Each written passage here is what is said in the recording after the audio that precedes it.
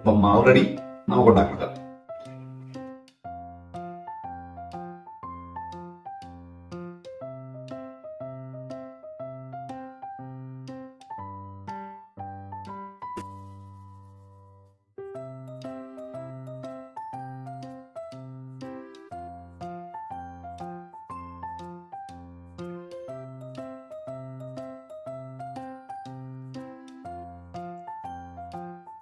ഇപ്പൊ കഴിച്ചേക്കാം.